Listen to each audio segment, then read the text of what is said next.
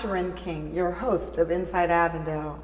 Today on the show, I have the scholarship guru, Zett Yarbough. Welcome, Zett, to Inside Avondale. Thank you, Sharen. Thank you for having me here today. It is about time that we have you on the show. You have so much information to share with our audience. Zett, I called you the guru scholarship expert for a reason. I personally know that you have helped many of our local students go to college for what we call free money. Could you tell us what that is? Free money. Yes, free money, Sharen, would be money from the government for scholarships or local scholarships or foundations or grants. That money never has to be paid back. And I've found that here in the greater Cincinnati area alone, we have close to 40 scholarships that I know of. That's excluding the Cincinnati Scholarship Foundation, which I know they have over 110 scholarships under the heading of the Cincinnati Scholarship Foundation. So Zett, I mean, we're saying scholarships, and I have 9 nieces and nephews, and one's a sophomore in Ohio State. Go Buckeyes. So I have 8 more nieces and nephews to get through college. Now, if a parent's doing their part, they're getting the grades, they're doing the SAT and the ACTs, so you're sharing with us there's a way for our kids to go to school for free.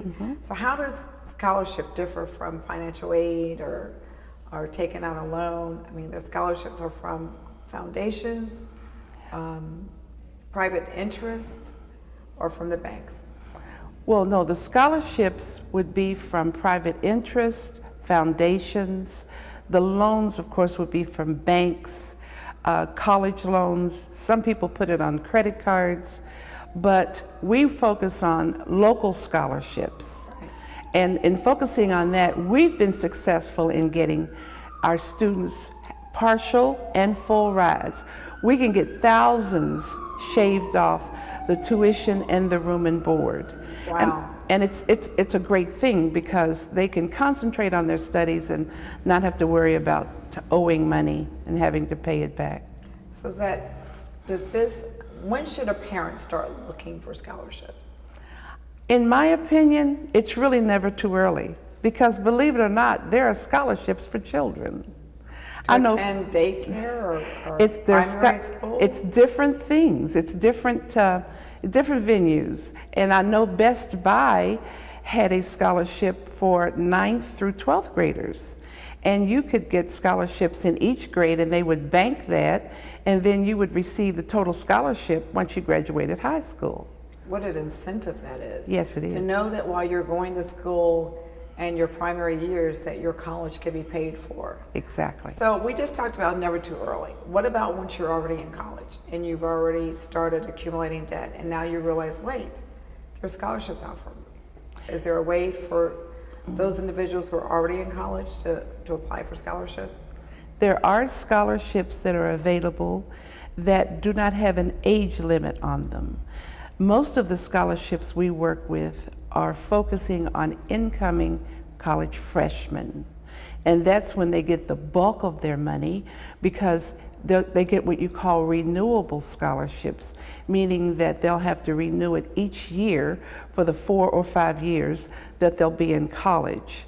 So having said that, if you want, say for example, if you are already in college and you need additional funds, there are sources that you can apply for, and if your grades are... Yes, we're not giving the money away just to give it away. If their grades are in doing order... everything you're supposed to do. Exactly. Okay. Then there's a possibility that they can get additional funds. And I know one local scholarship, as a matter of fact, that it does not have an age limit. So people my age, your age can qualify for scholarships, fill out the application. It's never too early because I receive calls from parents whose children have received their education and now they want to receive an education. It's never too early and it's never too late for learning. Right. That's right. So that you've been doing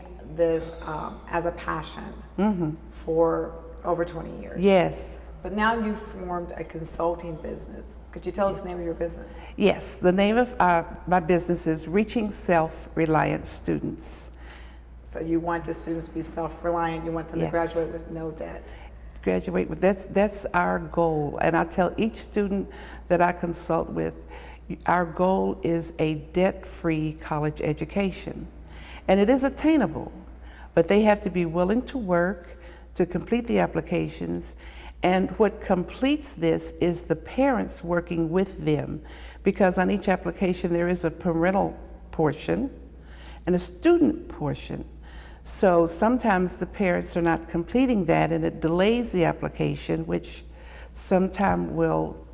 So the earlier the better. The earlier the better. You know, what is that? The early bird gets the scholarship dollar. The scholarship dollars, exactly. And you know, there are little things that I know that a lot of people who are not doing what I do don't know, and that's what we're there to help and walk them through. Because Okay, so Zett. yes.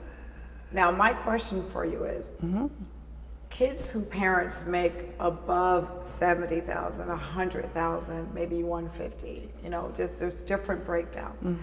There are those parents who think their kids would never qualify for scholarships because they make quote unquote too much money. Does everything depend on the parents' income?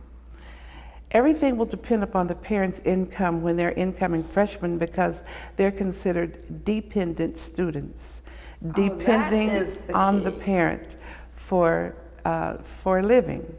Right. So the other students who are what they call non-traditional students, and you know, they can qualify for a lot of scholarships too, but most of our scholarships are need-based. Right.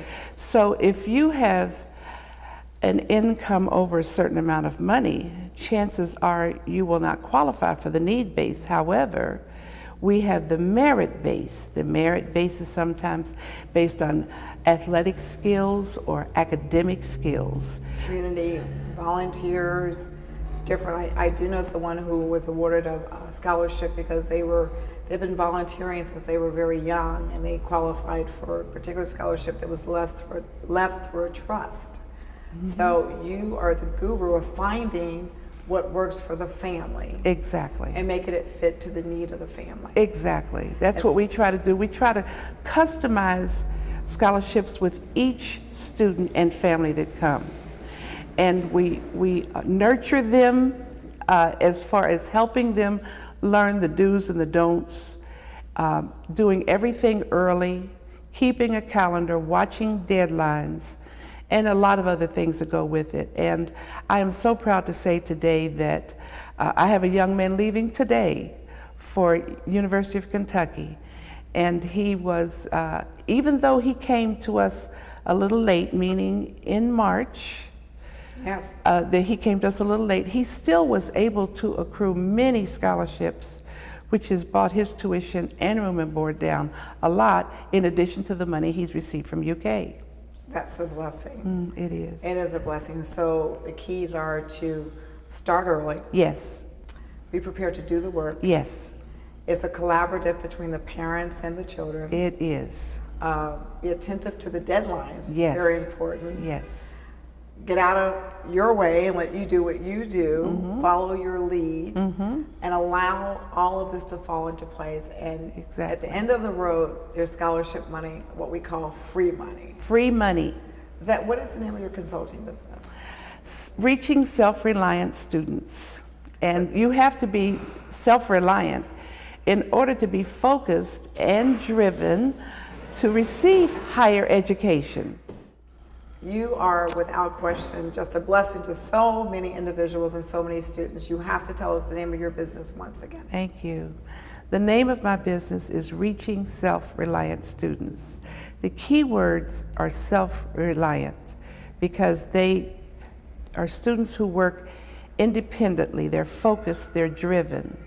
They seem to know their purpose at an early age, and they're able to follow through with what's needed in order to receive these scholarships and have a debt-free education and a debt-free degree.